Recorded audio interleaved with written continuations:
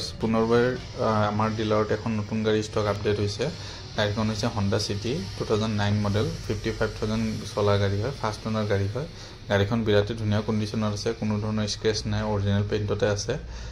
এখন গাড়ী ৰিফাইনেন্স নহব এখন গাড়ী আপোনালোকে কেছত ল'ব লাগিব গাড়ীখনৰ